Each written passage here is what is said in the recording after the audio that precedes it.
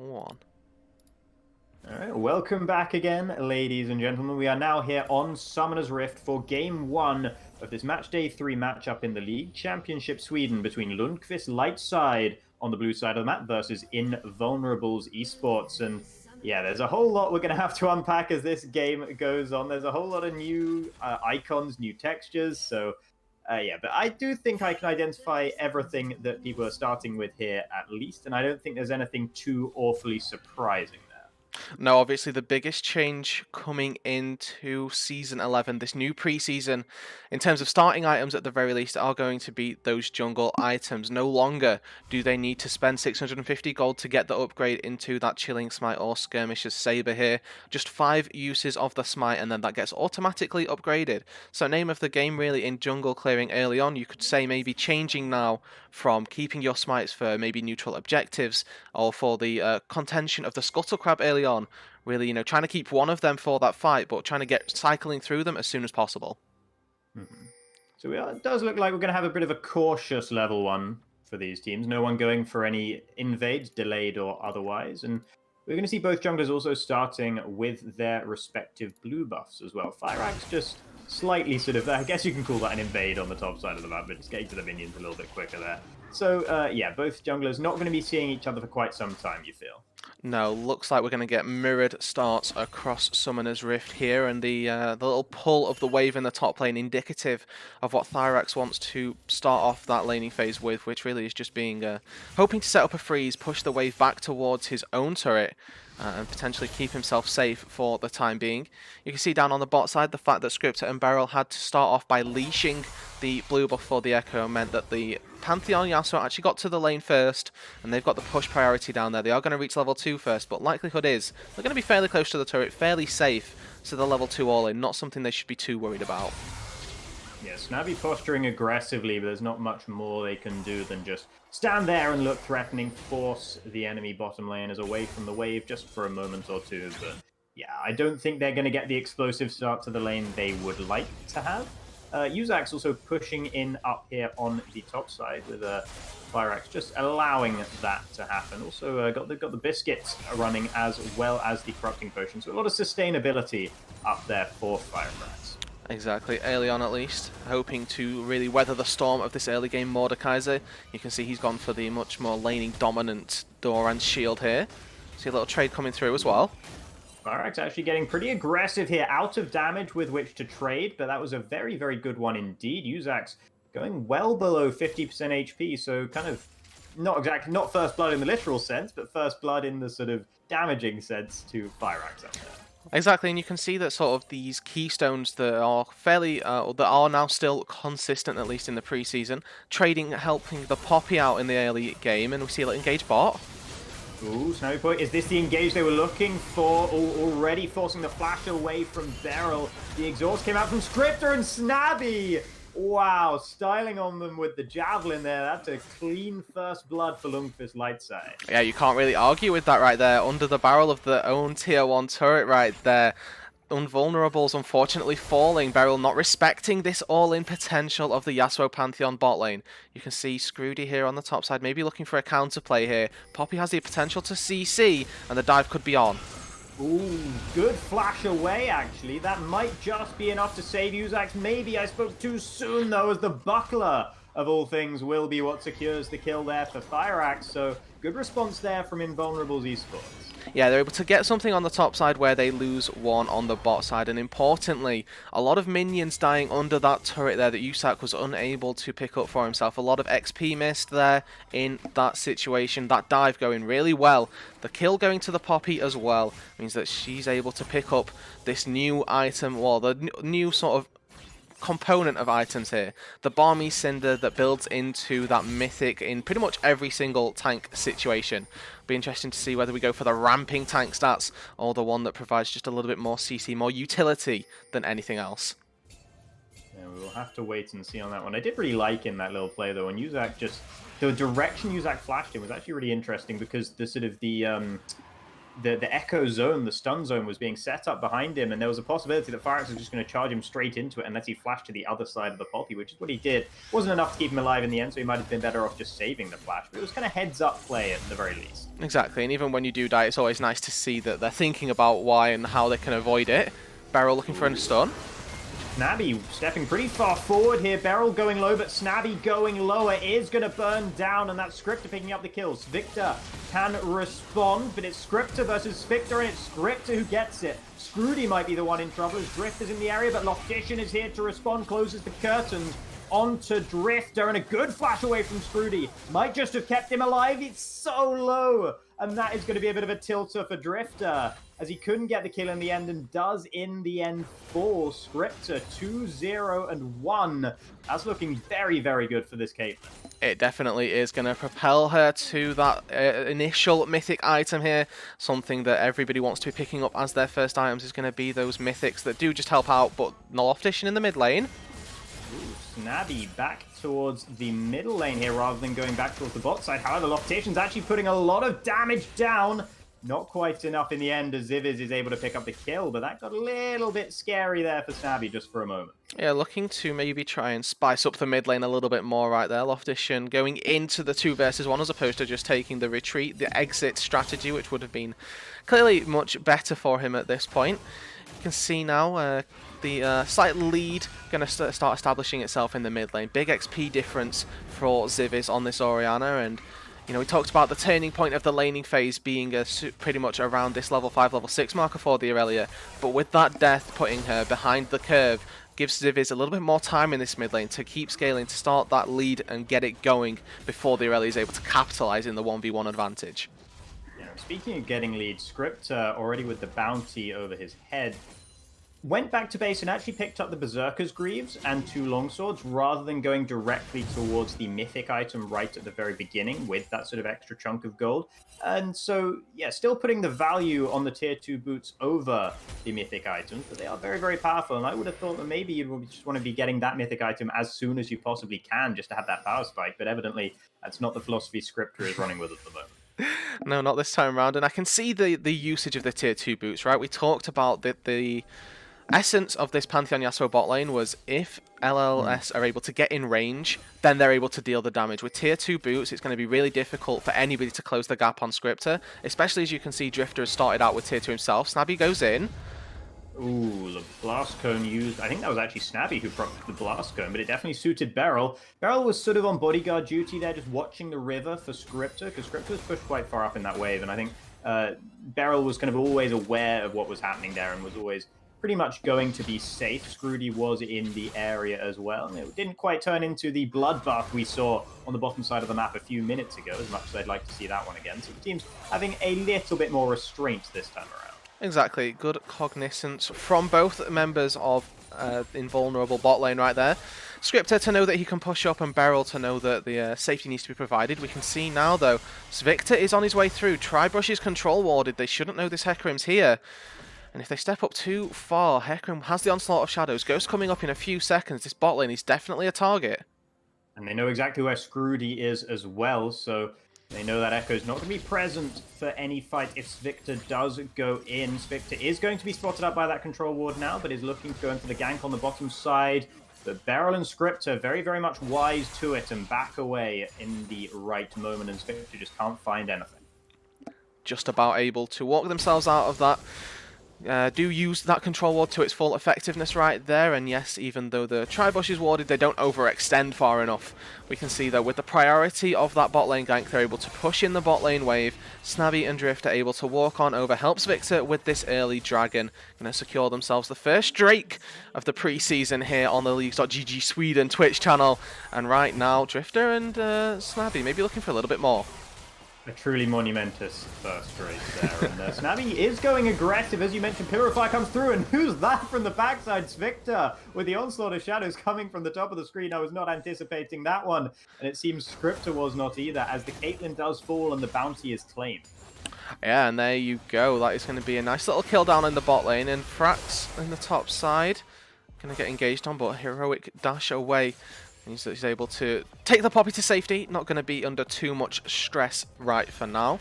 Bot lane pushes that wave in, and you can see from just that one gank alone, that bot lane CS lead turned really well for the Yasuo right now, able to pick up a 20 CS lead down there, picking up a few components of items that honestly, Aladar, I really don't know what they're going into. Yeah, no, these items, I mean, that's another thing with the mythic items. A lot of them have very similar build paths, so you can't tell. Ooh, bit of a sombrero there from Civviz in the end as Loctician with the Vanguard's Edge goes back in. Victor is in the area. I'm not sure Loctician was aware, but will pick up the kill regardless. Grand Starfall was used by Snabby. The Loctician had no intention of running backwards, runs forward instead. Blast Cone is here to delay the death further. And he's going to be leading them on a bit of a wild goose chase here. I don't think there's a universe in which Loctician escapes, but definitely delaying the inevitable pretty significantly here. We'll go for the recall, but I think Victor is going to be able to be there, but manages to get the execute. So really, really nice play there from Loctician. Yeah, best of a bad situation, gets a kill in a 1v2 situation, forces the ultimate from the Pantheon as well, and doesn't give anything over to his opponents. Lundqvist Lightside here at a bit of a loss. That mid lane that we talked about being an area that maybe there was an advantage, definitely going well now. That turning point has been reached, and Scripter's going in. Oh, wow, this is bold from the Caitlyn. Exhaust does go down. Snabby is now in the area. The Piltover Peacemaker will not land, and Drifter can just about escape, and now Scripter is in a world of trouble. We'll get one kill onto Beryl. Here's Ziviz and as well. Drifter actually died on the backside as well. Ziviz is his. Victor and Ziviz, it's going to be a matter of time. This time, they will not be led on the goose chase, and there will be no execute. Scripter falls for the second time this game. It's a 2v2 or 2-4-2 there down in the bot lane, but looking at the way the laning phase was going, the confidence from Scripter and Beryl right there is off the charts. They'd just been ganked, just been punished for an overextend underneath their own turret there by the Hecarim, and the confidence to turn that back around and flash under the enemy's tier 1 turret is admirable, to say the very least right there. They're able to pick up both kills under the turret, the brand passive ticking away, doing a lot of work onto Snabby, and Thyrex gets engaged in the top lane. Been sent to the realm of death, but will it prove to be a misnomer as Yuzak's not doing a whole lot of damage to him right now. We cut to the bottom side of the map where Drifter is in the middle of a fight with Victor, who uses the onslaught of shadows to escape, abandoning Drifter to his death because Scroody was in the area. And this is definitely very advantageous for Invulnerables Esports as they're able to get the Rift Herald propped on the bottom side of the map as well. It's going to be a couple of plates. They might even be able to try and sneak first turret down there. Yeah, the Caitlyn down here on her own should be able to take away that first turret for herself. Not really going to be struggling too much with that. The final plate with this final wave crashing in should be secured unless Snabby goes for what could be a very interesting play. With Beryl nearby, should be able to secure this. Ooh. And they might actually secure more than just the turret. Ace in the hole going to come through. It's good night to Snabby. And that's 4 kills now onto Scripter, who has definitely been, thus far this season, has been the primary carry for Invulnerables Esports, and proving why here, and definitely being put in the right spot to be that carry again. Yuzak, once again, lurking in the bushes, has done that a fair few times, trying to catch out Fyrakk. Goes aggressive a little bit too early, though, and Victor can't get there in time, so the Poppy is going to escape no problem. Managed to make it out alive once again here. We can see, I believe, the first mythic item coming through for this game number 1 right here. Fyrakk in the top lane. Looking for these trades consistently, but Yuzak is, at this point, still firmly ahead in this situation. We can see the Trinity Force as well completed for Victor on the Hecarim. The build path not deteriorate or not changing too much from post-season and pre-season right here. The Trinity Force still an incredibly strong item on the Hecarim, and definitely with the changes to the jungle items, enabling Hecarim a lot to get that jungle upgrade without using gold, meaning that the Hecarim gets enabled a lot more to use that gold on those big ticket items. Yeah, and speaking of those items, there are now 6 of them in the game. Loctician has also picked up a Trinity Force, going to have a Hextech Rocket Belt for Scroody, which might be in use here. There it is, with the Parallel Convergence, will stun up Ziviz, who has no hope and does indeed fall. Ooh. Grand Starfall actually used straight onto the trap. Nice placement there from Scripter, blocking a lot of damage with the shield, but not enough, as Scripter picks up the kill yet again onto the Snabby. who arrived just too late to do anything. And a beautiful double trap setup actually from Scripter right there. Places one at the exit of the Grand Starfall and one just behind it as well. That shield from Pantheon blocked so much damage, but it was not enough to weather the onslaught of the 3 members of Invulnerables right there. Really nice setup, really nice positioning from Scripter of the traps.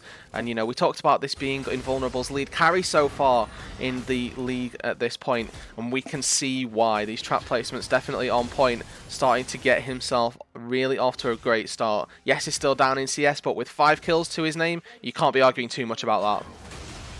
Yeah, the second dragon of the game will make it 1 apiece as Invulnerables pick that one up as well. I don't mean to alarm anyone, but Yasuo has yet another dash. He has completed the Gale Force, the AD carry item, which gives you that extra dash and fires a couple of bolts at nearby enemies as well when you do so. So similar idea to what is now the Hextech Rocket Belt, which was once the Hextech Proto Belt.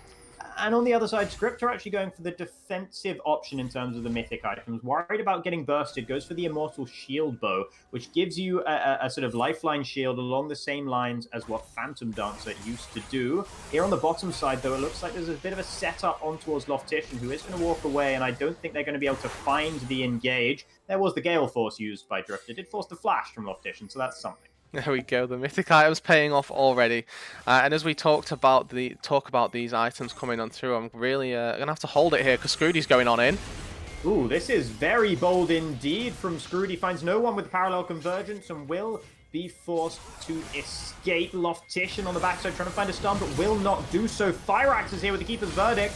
And so is Uzak into the fight, but this is not a place Uzak wanted to be. Didn't even get to throw down the ultimate before perishing. Snabby trying to re-engage this fight. It's not over yet. Shockwave comes through, but Script is already on a killing spree. And all of Lundqvist Lightside are crumbling here. That is a clean ace for Invulnerables Esports in the 16th minute of the game. The clean ace, as you mentioned, a 5-0 there for Invulnerables, taking their gold lead. It was slight at the time, but they've accelerated it tenfold off the back of that fight. They're going to be able to take down some structures as well, maybe even the Rift Herald on the back of that. The mid lane tier 1 falls, opening up the enemy's jungle a lot more so to get some vision down, get their wards in there and make sure that they are safe and secure for the rest of this game.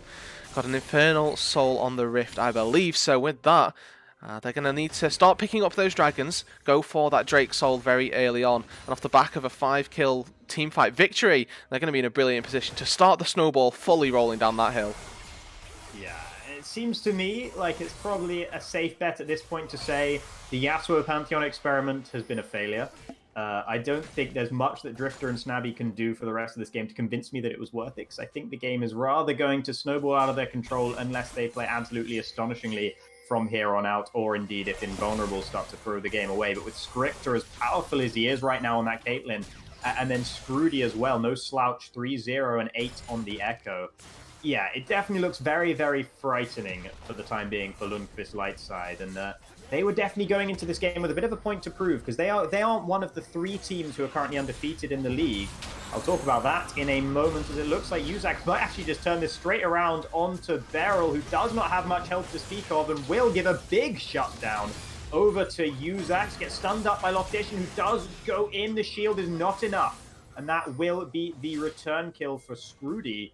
But slight misplay there on the top side for Invulnerables overall. Yeah, Beryl getting a bit too big for the support brand boots right there. Gets taken down by the Death Realm, and honestly, so is to be expected. Usak burns the flash as well in the play, ultimately goes down nonetheless. But we might see a little play onto Thyrax as well. The buff getting contested. Yeah, Thyrax in the middle of 3 right now, in the middle of 4. Ziviz arrives as well, but with a great Keeper's Verdict will prevent that fight from going any further and will not be in any danger whatsoever. 90 caliber net used aggressively there from Script, so that's just the sort of gameplay we've been seeing from this Caitlyn thus far. We've been able to really see the definite authority that Caitlyn has stamped across this game. You can see right now that Caitlyn has been pushed into that mid lane, going to be safely able to farm up wave after wave, with the Irelia and Poppy likely to start taking those side lane waves. We can see that moving your AD carry, the focal point really of this Invulnerables roster, to whichever neutral objective they choose, is going to be the name of the game. Baron spawning in 40 seconds. Feel like that's probably not going to be the hot contestion for the next moment, because we have Infernal Dragon spawning in just about the same time. Yeah, and while we are at a very, very different patch here with all these mythic items, some things never change, and Umbral Glaive still apparently broken enough to rush, regardless of any mythic items you might want to go for. So Snabby, the only member of this game not to pick up a mythic item yet, and his counterpart Beryl is just going to fall very quickly indeed, stepping far too far forwards again on that brand. The positioning for the last few minutes has been a little bit suspect, and Beryl has been caught out twice in a row for that as well. Did get the ultimate out of Victor at least, so there's something for Invulnerables, but with this objective spawning, it's pretty bad timing in all honesty. Scrooty going to find a fight. Scrooty is going to find a fight, going to find a pick onto Ziviz, and Snabby's low as well. Will fall, both supports off the Rift. But on top of that, you've got Drifter and Ziviz, the bot laner and mid laner for Lundqvist Lightside, both falling away.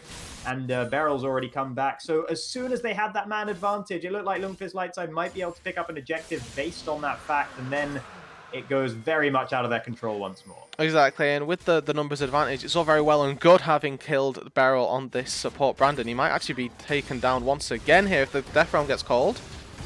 Yeah, Uzax might not be able to do it in time, though, and does not. That's going to be Beryl picking up the revenge kill on the top side of the map with the help of Fireaxe, who has been a bit of a spectator for the vast majority of this game, 1-0 and 6. Now, we are going to see Invulnerables Esports starting up the Baron Nashor, already well below half health. No response coming through for Lundqvist Lightside either. So either they don't know, or more likely they know and they realize they can't do anything about it. Clean Baron pickup for Invulnerables. The gold lead is enormous, and it just seems like the game is so much within their hands right now. Exactly, they have every tool they could hope for at this early stage at least to start closing out the game right now. Objective for this Baron probably going to be to mop up some of those economy turrets. A lot of standing gold still there for Invulnerables with 3 inner turrets remaining.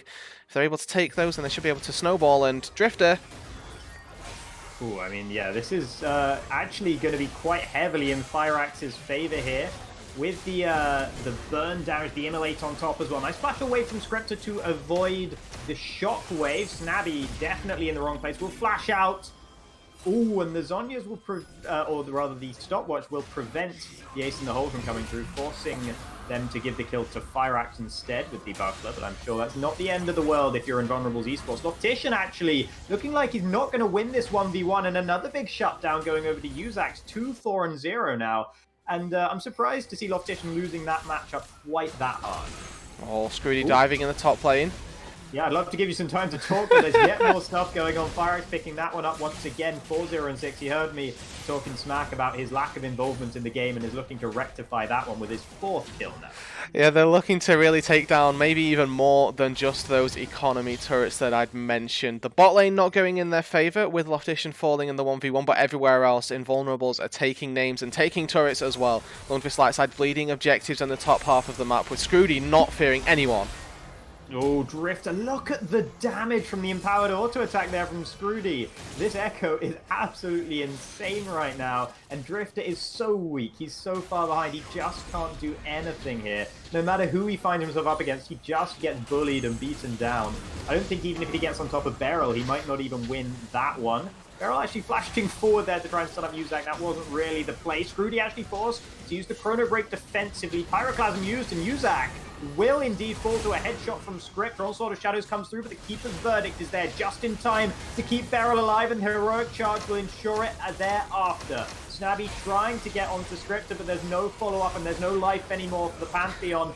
And there is Drifter doing his darndest, but doing nothing at all as he falls. And it's only Victor left alive to try and defend the base. And it's probably going to be the game here. Rift Herald charging. They take down one Nexus turret, take down 2. Nexus up for grabs as well. Yeah, this has been a very clean performance from Invulnerables Esports. The very early game looked a little bit close, but they are going to close this one out no problem, and showing why they are one of the top 3 teams in the league at the moment.